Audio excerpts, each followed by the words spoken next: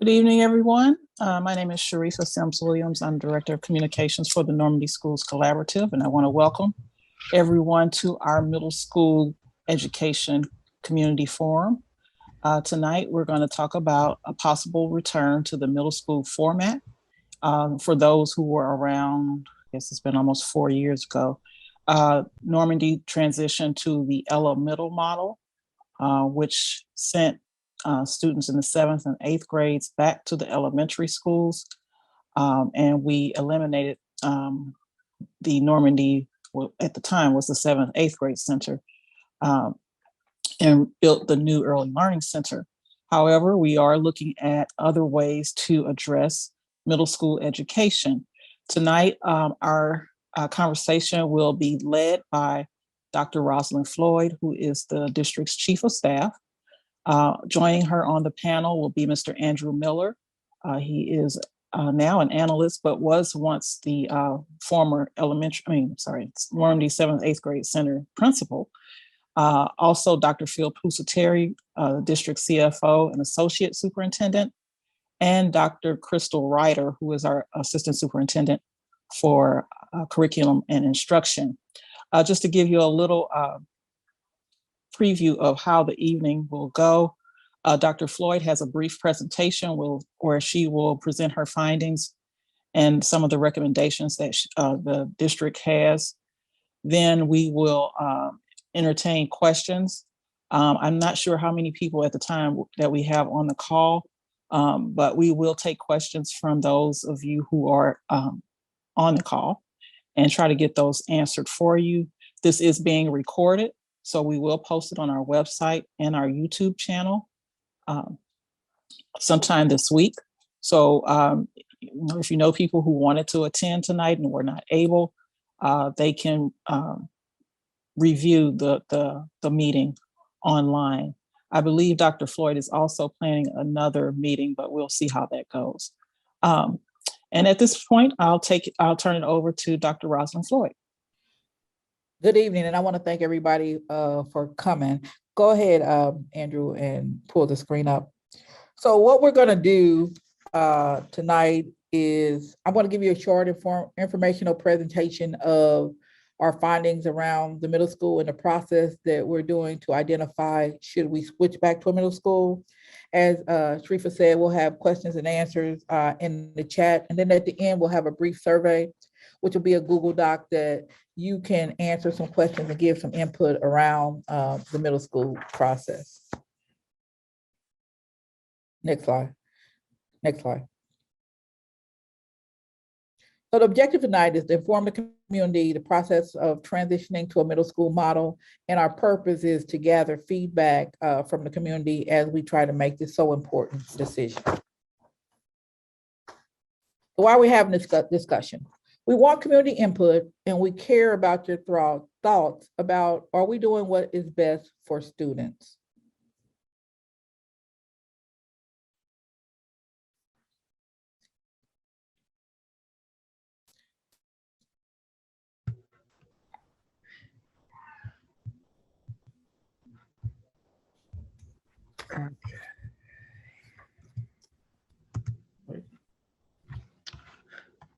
And so I think Dr. Floyd asked me to discuss these next slides. My name is Andrew Miller.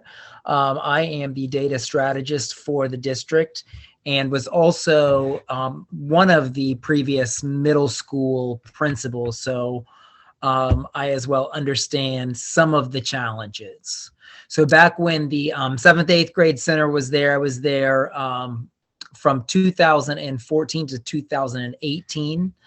And I know that we had disciplinary issues there. Anytime you get 450, 500 middle school adolescents together, it does create some problems. We also found that we just had challenges building relationships. By the time we would really get to know our 7th graders, it seemed like they were graduating and going straight to high school. Where it would have been nice to spend more time with them and not just that kind of short burst. Another thing that Normandy struggled with was just integrating the culture of 4 separate schools into one building. In addition, where the middle school was physically located right next to Lucas Crossing, our biggest elementary school, created quite a bit of transportation issues. And then lastly, and maybe most importantly, one of our biggest challenges was the actual physical structure of the middle school. It was built in the mid 50s during the baby boom, and it was not laid out to be very conducive to middle level learners. So the building itself was aged and caused many issues. So now we're going to talk about some of the current challenges that we are facing. We have gone to the middle model because the middle school was obviously knocked down. And so we have successfully transitioned to the middle model, but we still have some challenges that we are facing with our middle level learners. One of the most common is that the transportation sharing. We have issues on the bus because the age of students is just so vastly different. It does cause scenarios that are not ideal for our youngest learners. Another really big one is the human resources staffing struggles. Certification in the state of Missouri is really geared towards the elementary school, middle school, then high school model. And so we're having a really hard time finding teachers who are certified to teach multiple subjects because of the way that our middles are structured, because we just don't have the same number of teachers teaching one grade level. Another thing, and we're going to show a graph later, is that test scores have not increased as expected, which has been frustrating. Also, because the middles aren't set up like a middle school, there's issues with safety and cameras. Another thing right along is that the shared spaces just aren't ideal. And then we've had a lot of parents' concerns about elementary school students being exposed to more adolescent behavior. So the following graph just illustrates, and you can see here in 2016, 2017, 2018, we definitely were performing higher than we did last year, which was our first year being tested with the K-8 model. And by that time, we had 2 years of data. Now, there's obviously caveats to this data. And the first big one is the pandemic has definitely affected things. So it's hard to get a true scope. Also in 2019, we had a transition principle in place, and there was so much transition going on with the building shutting that I don't think we got the best performance out of what would have been the middle school. So just to clarify, our middle school actually shut down here, and then we've had the pandemic and all kinds of issues here. But you can see that the middle school was still academically performing higher than what we've had the K-8s perform. And I know at the end we'll have time for questions. So some of the pros of the middle school model that have come out during the focus group discussions and meeting is that the academic offerings that we can offer once we put all of the kids in one place is much higher. We can offer more electives and cost-saving ways because the kids aren't distributed out among the elementary schools. Same thing we talked about earlier. It'll be easier for human resources to find and hire teachers who are highly qualified. We'll have cultural stuff back like music, dance, and sports. And I know sports has been an issue with the middles. Another big one is that middle level learners have very distinct needs.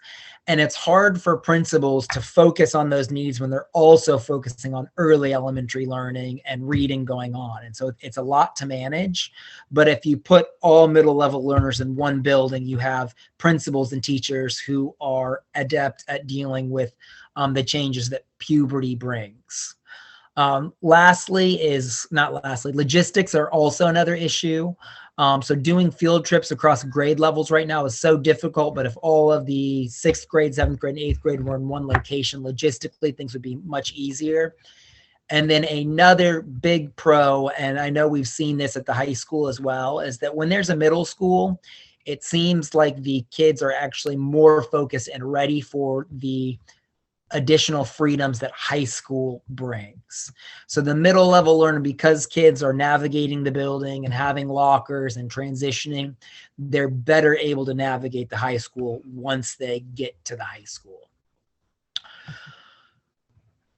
A few of the losses that we've seen since middle school.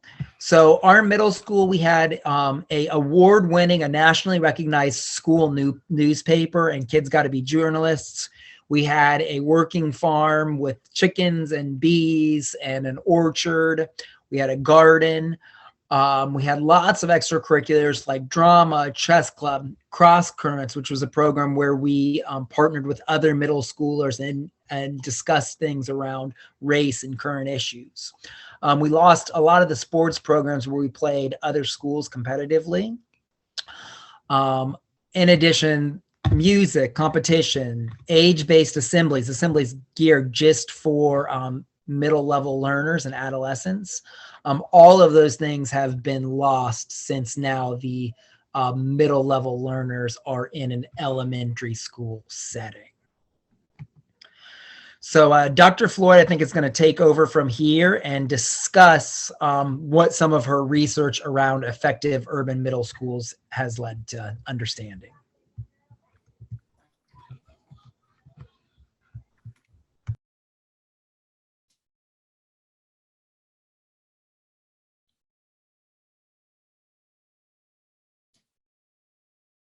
Thank you, Andrew.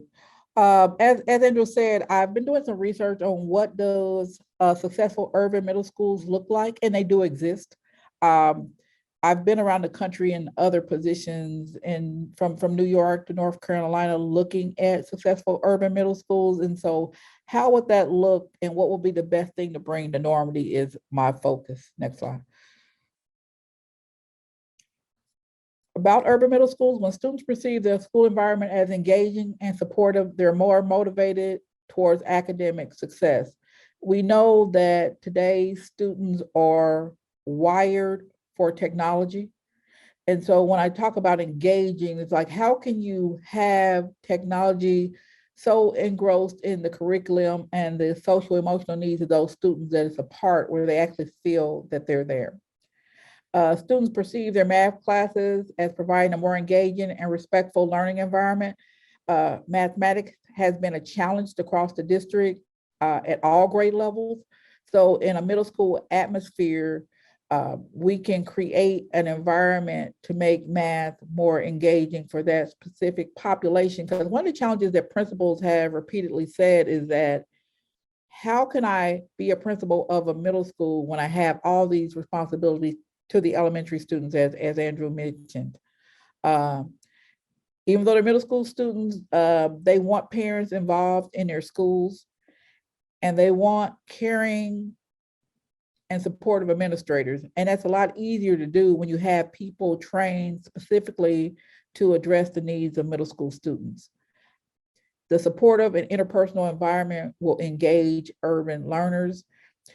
In a middle school setting, we can practice the extended day where they understand that if I'm behind, these are extra classes or extra time that I'm going to spend on task to catch up. One of our struggles are that schools let students, they enter school behind and they never catch up. So we can make that a focus by having a middle school. And again, have a staff that's trained and dedicated teachers or an essential component of effective middle school. So we will have teachers who that's their focus, middle school, instead of trying to force elementary teachers into middle school teachers. Next slide.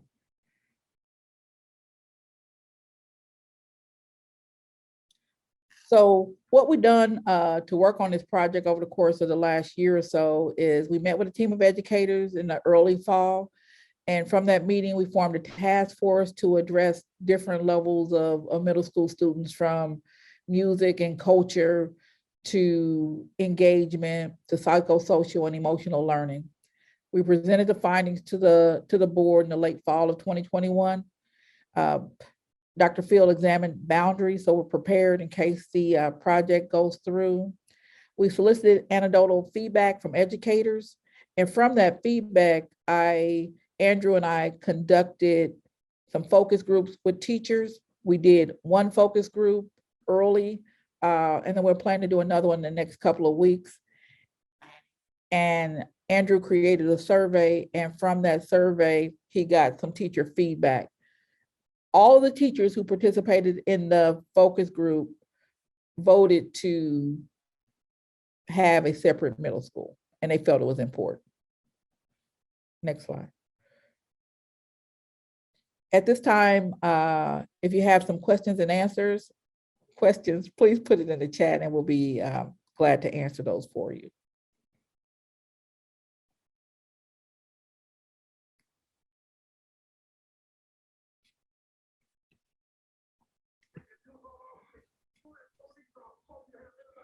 Okay, while we're waiting on the questions, like she said, if you have questions, please put them in the chat. We're going to try to take as many questions as we can. I think we have one in the chat now. It says, where would the students be housed? Is that where, what school they would attend? I guess that's the question. Dr. Phil, you want to take that one?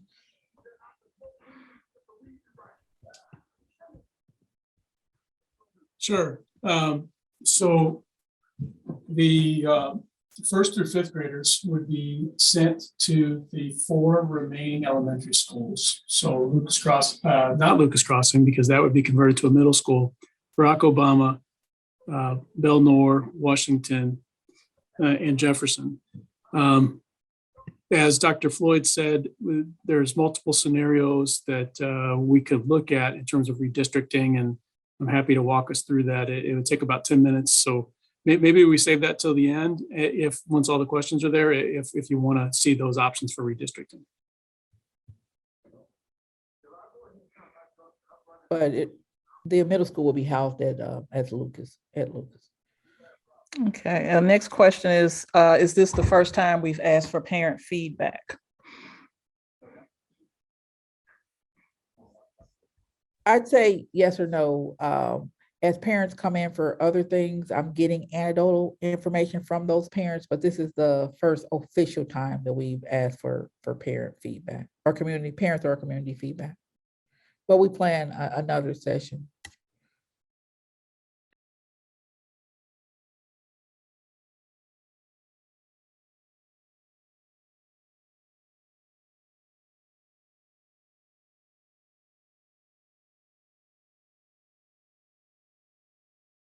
I see Ms. Denise Oti votes yes for the middle school option. Are there any more questions? Yeah, Dr. Floyd, there's a couple of questions. Oh, okay. Says one is, we have not had a true full measure to gauge fidelity of the effectiveness of the elemental model. The overall culture and safety of the middle schools were not necessarily consistent. We would need blended, loving, interpersonal, but firm leadership to drive the culture and academic work as we work toward reopening our middle school. Academically, we worked and made significant gains as a middle school team. With the elemental model, currently the social and emotional escalation for middle schoolers is not necessarily present. Students are less aggressive, more social and emotionally connected. How do we capitalize based on the momentum we have seen? Consider how we can continue planning for possibly reinstituting our middle school as we show evidence towards gains. Great points on considering the HR factors. The biggest selling point is numbers 2, 3, 4, and 5. So I guess the questions in that, there was comments and questions. I guess the questions is, how would we capitalize on the pros of the elemental model and incorporate those into a middle school format?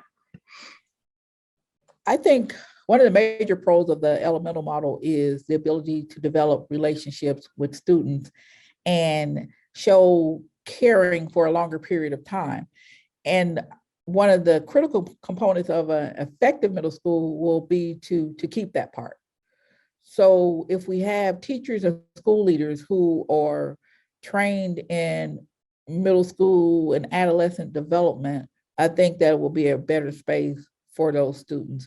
One of the challenges that principals tell me around being a elemental principal is they don't have time to focus on some of those needs.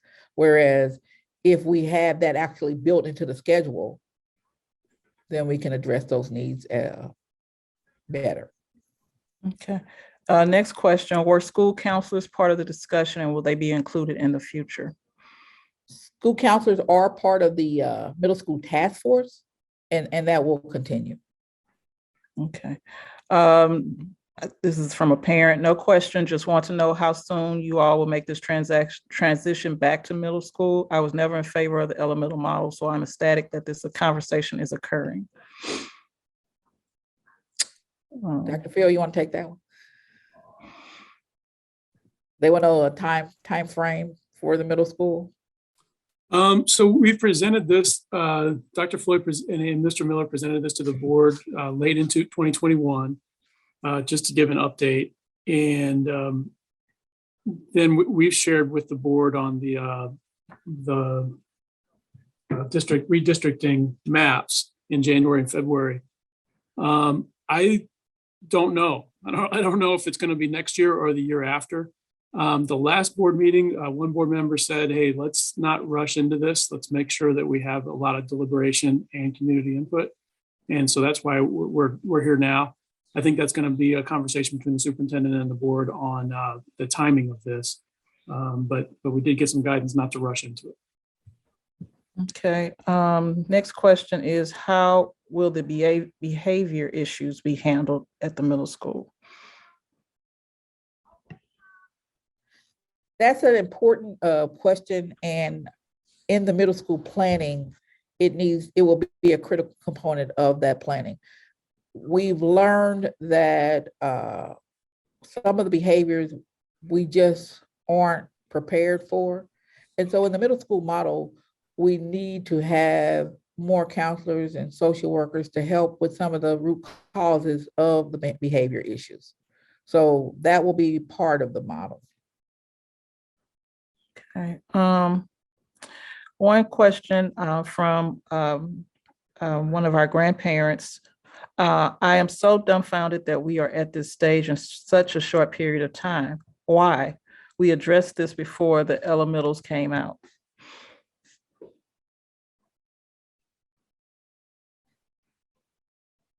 Part of the timing for the grandparent and the rest of the panel is that we found that there's multiple challenges in the elemental model that weren't anticipated.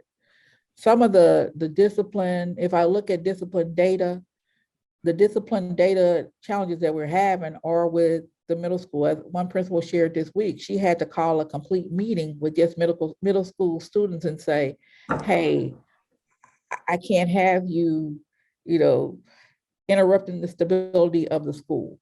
So it's not a matter of rushing to change models. It's like we're learning that maybe that model wasn't the best model for the population that we're serving currently. So we're taking the time to analyze it from multiple data points to make sure we're making an effective decision. Let's see. Another question, the board asked for parent feedback months ago. Why are parents not a part of the task force? The task force sort of was put on hold because of one, the weather, and two, COVID coming back. So things were pushed back multiple times, and reaching out to parents is something we plan to do. And because of circumstances, it just didn't happen as quickly as we wanted it to. But you are free to become a member of the task force, and I will give you that information in the chat if you want to participate.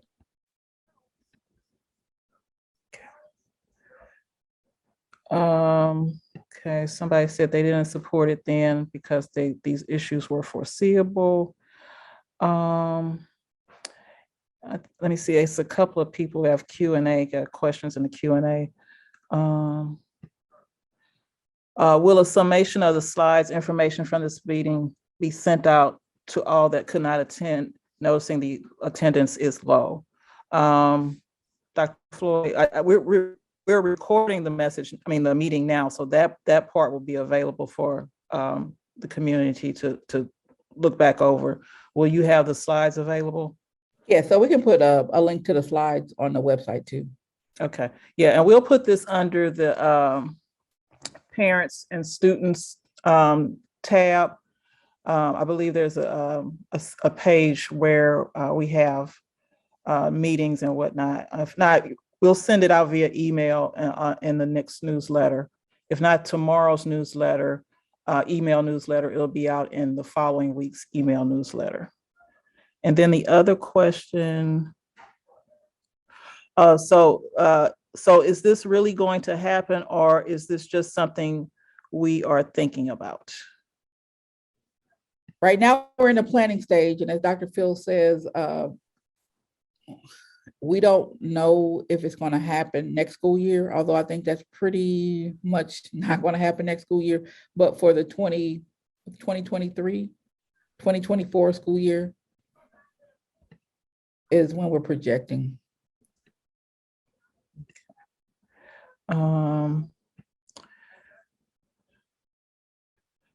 Okay, comment, I appreciate your honesty. I think the model works in certain places, but is not best for Normandy. Thank you.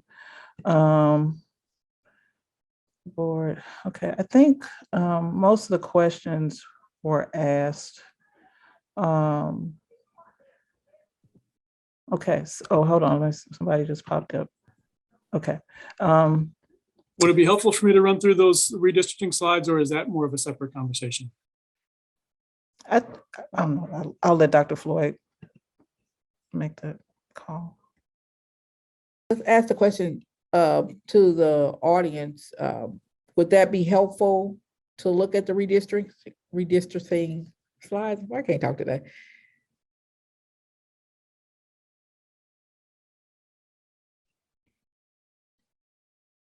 Somebody said no. We'll hold it for a separate conversation, man.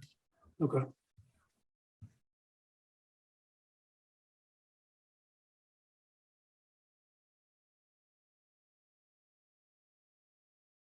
We had a few people say yes. And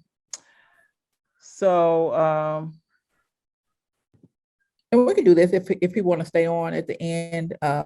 Okay, go ahead.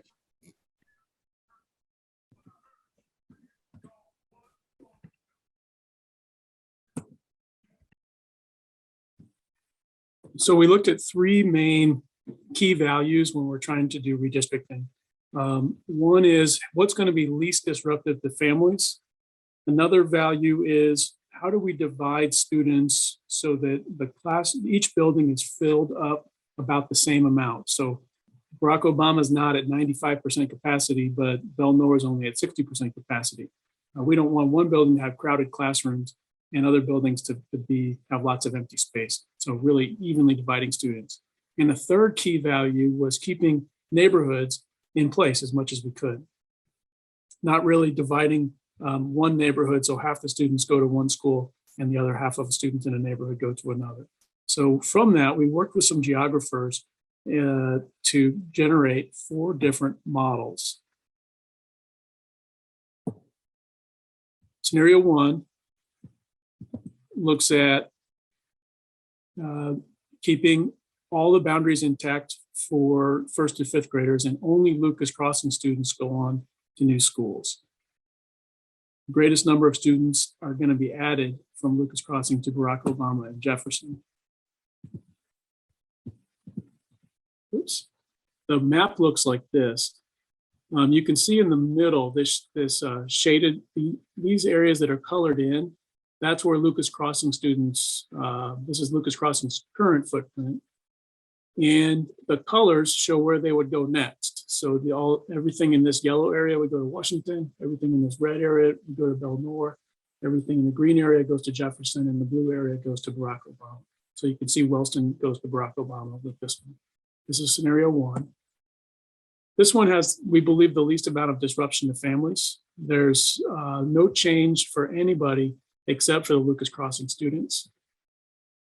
But the buildings are filled up a little bit differently.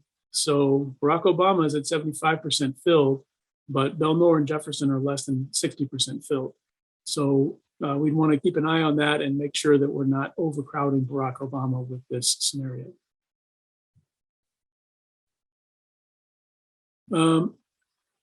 Scenario 2 has the least, also has little disruption to families and more evenly divides up the number of students per building.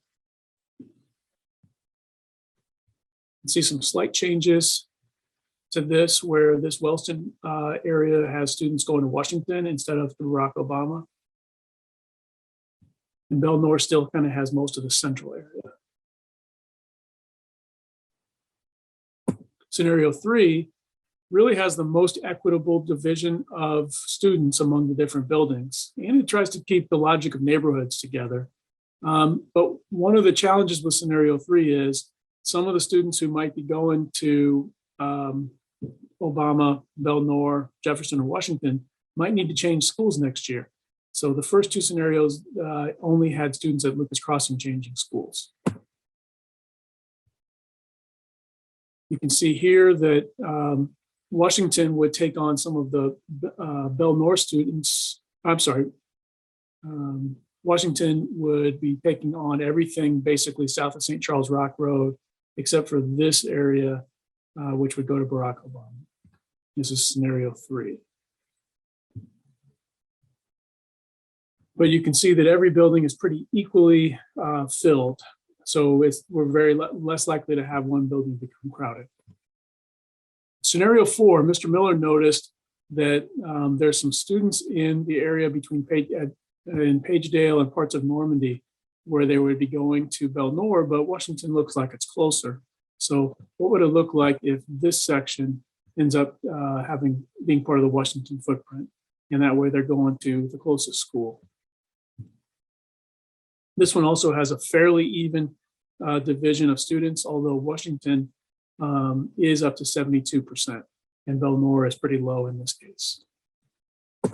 So these are the scenarios, and we're typically what we would do on a redistricting conversation is meet in person and have these conversations with families interactively, where they could give comments on each scenario, and we'd study those, study the feedback, and then we would have a committee that would vote on it on a recommendation to the superintendent, and the superintendent would recommend something to the board among those scenarios. But that's all pending whether we convert over to the middle school model again. So we'll hold off on that for now, but I wanted to give you a heads up on what those things look like.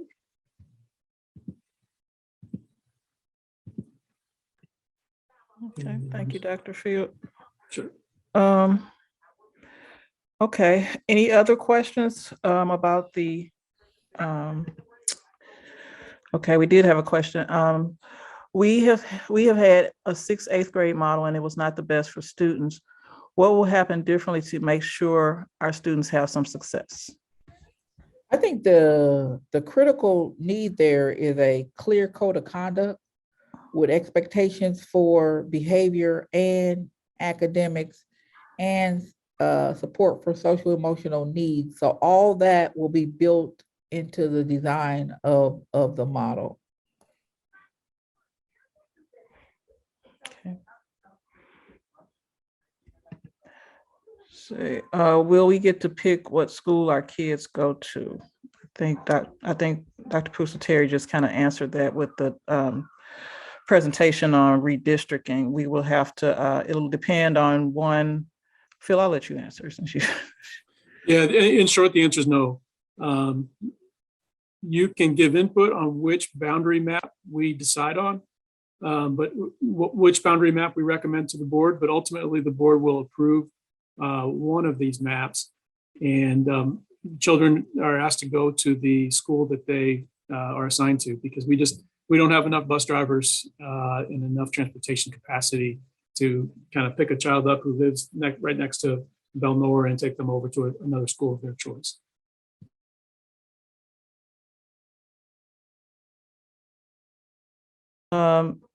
Question, is the ratio of staff proportionate in relation to each scenario? Yeah, each of those tables showed the number of students per building. And then what we do every year with the HR department is project out the number of students per grade per building. and then try to make sure that there's staff ratios that are similar among all the buildings. So I can share that with anybody privately if they're, or, I can share that information with anybody, but we do run the numbers on student teacher ratios per building, and we try to make sure that there's as much kind of equity among those as we can.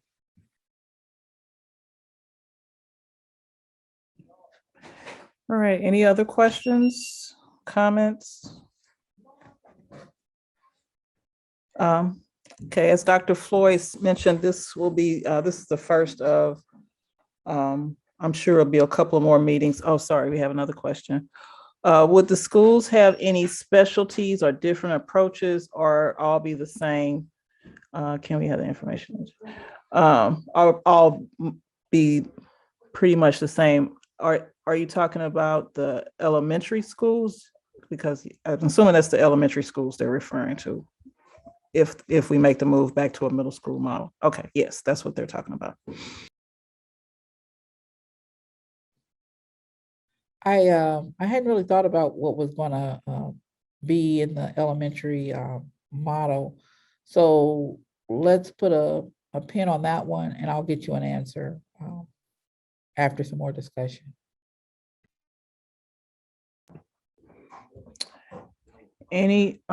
Please tell us more about successful urban middle school models. From what I've seen, successful urban middle schools all have one thing in common, and a lot of it is relationship driven and expectation driven. I visited a school in Brooklyn that had turned the school around from a completely failing school to award winning. And what they did basically was provide all these social emotional supports for kids at levels. Like if you did certain things, then you reached a different level. And they did little things like change the entry, or they got to wear a different color uniform. And when you help kids see value in high expectations, that's one of the traits of successful urban middle schools. And building a school around student interests.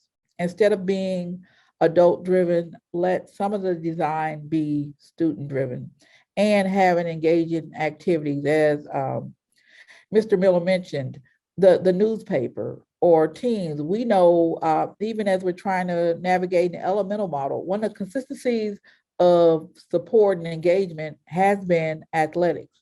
So we will create a middle school that extracurricular activities and athletics bring engagement into student learning.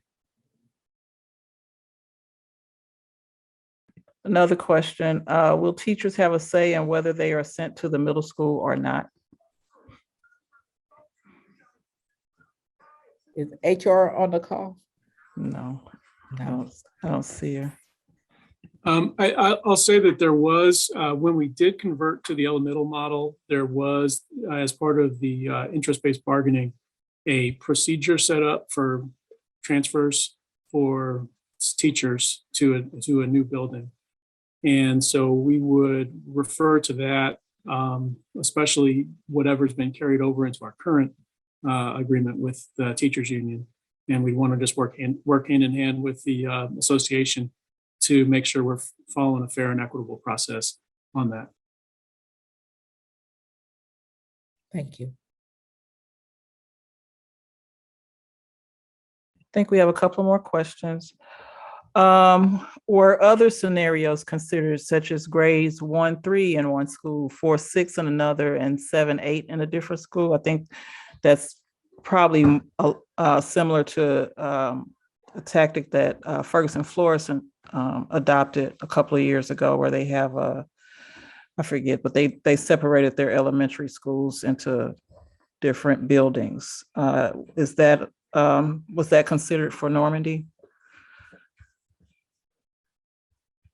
You want to take that one, Phil? No, that hasn't been in the discussion. Okay.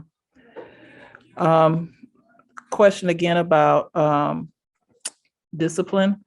There are systems in place now as it relates to discipline, but they are not consistent. So The question is, what is going to be different? And this person would also like to work with the middle school committee. This is a retired staff person.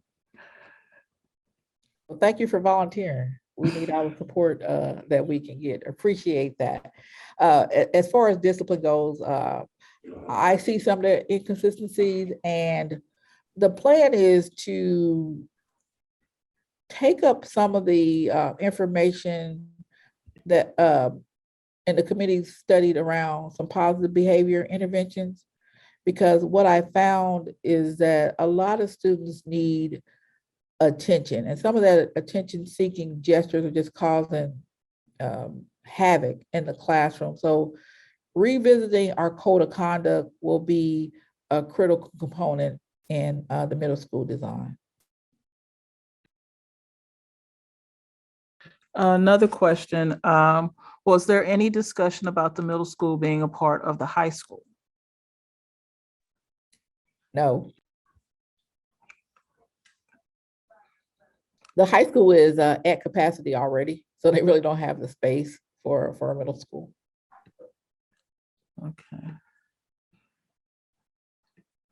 Oh, and then someone answered or chimed in on the question about teachers having a say and whether or not they're sent to the middle school or not. And this is kind of what dictated who went where last time, is some will be driven by certifications that'll determine who will be at middle schools and who are not eligible to be at the middle school based on your certification. Let me see, I think I got all the other questions that were in the Q&A. Suggestion, would it be possible to engage with Washington University or others to create programming focused on Black boys and their success as part of the discipline solution? So actually, we've met with UMSL around supporting the middle school, including creating some math and technology labs within the school. Dr. Warren, who's currently principal of Lucas Crossing, is looking for partnerships specifically to address the needs of African-American boys at the middle school level. We've seen that the middle school level often makes or breaks African-American boys, whether they're going to be successful or not in high school. So that is on our radar. So it will be part of our focus. Great questions.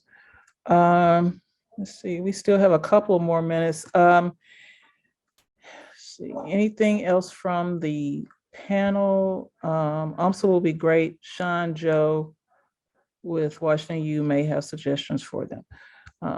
So there's comment in the chat.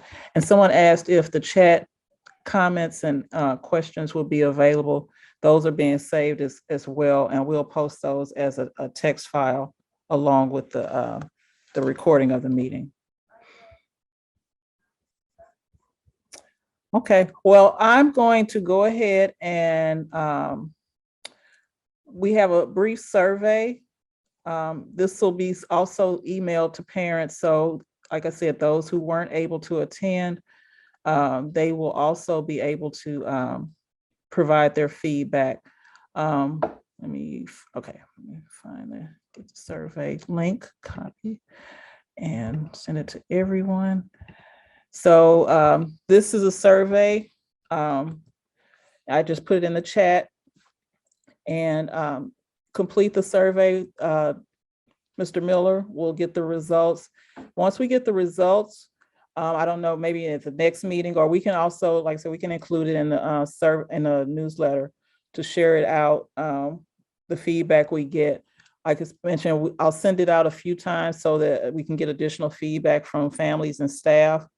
We want to make sure we get as much input as possible so that we can consider all of these viewpoints and these situations before making a final decision. The link is in the chat. If you click on the link, it'll take you directly to the survey and you can complete it. I assume it's relatively brief, Andrew. It's not very long. So Very brief. I think there's 4 questions. And the last question, you can write as much as you want, or you can write as little. But that's your opportunity to also provide written feedback. But other than that, if you choose not to do that, it will take you less than 2 minutes. And I'm also putting my email in the chat for those who say they want to be a part of the task force, so I can actually reach out to you.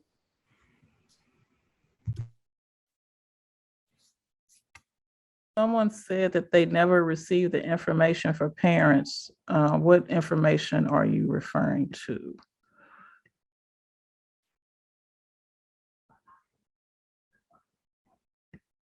Okay. So yes, please fill out the survey. We need your feedback. If we don't have any other questions or, wait a minute, we got somebody else, hold on.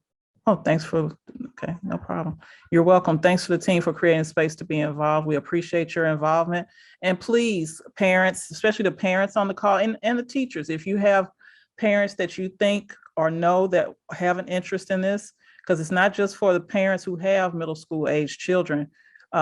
We want feedback from parents who have children in the current model, as well as those parents who have children who will be middle school age soon, because this is going to affect them as well. So parents and teachers, please reach out and encourage everyone, all of our stakeholders to get involved and participate in this very important decision that the district is considering.